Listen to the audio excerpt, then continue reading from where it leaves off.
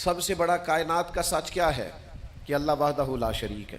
یہ کائنات کی سب سے بڑی صداقت ہے، سب سے بڑی حقیقت ہے، سب سے بڑا کائنات کا یہ ضابطہ ہے کہ اس مخلوق کا خالق، مالک، رازق اللہ ہے۔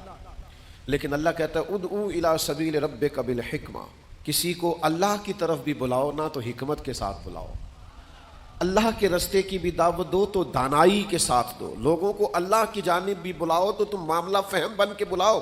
اگر ہم دانائی چھوڑ دیں گے تو بعض اوقات بات ٹھیک بھی ہوگی تو وہ نتیجہ خیز ثابت نہیں ہوگی۔ وہ کسی نے کہا تھا بات اگرچہ بے سلیقہ ہو کلیم، پر بات کرنے کو سلیقہ چاہیے، آپ سلیقے سے بات کریں، معاملہ فہم۔ دیکھیں نا نبی پاک صلی اللہ علیہ وسلم نے فرمایا اپنی اولاد کی بھی عزت کرو، حضور کے مناسب میں سے ہے دانائی سکھانا، اپنی اولاد کو بھی اکرام سے پکارو، آپ ان کا نام بھی اچھے لہجے سے پکاریں، ان کے لیے بھی آپ کے لب و لہجے میں مٹھاس ہونی چاہیے۔ لیکن ہمارے ہاں یہ ہوتا ہے کہ بہت ساری جلد بازی، بہت ساری طبیعت کا الجھاؤ، بے چینی، بے قراری، ہر چیز کو سختی سے ٹھیک کرنے کی کوشش کرنا، ہوتی ہیں بعض چیزیں بھی سختی سے ٹھیک، لیکن ساری چیزیں سختی سے ٹھیک نہیں ہوتی۔ آپ نہایت معاملہ فہمی کے ساتھ، نہایت تدبر کے ساتھ حضور لوگوں کو دین کی طرف بلاتے تو بڑے کمال انداز میں سرکار دعوت دیتے، اللہ کا پیغام دیتے تو اس میں اتنی مٹھاس ہوتی کہ دلوں میں بات گھر کر جاتی۔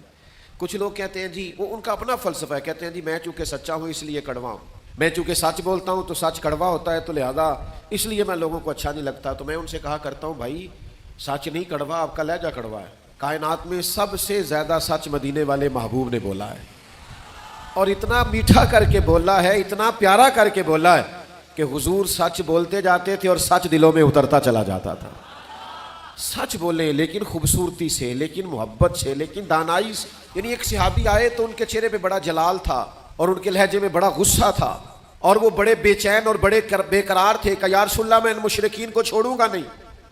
حضور نے فرمایا کیا ہوا؟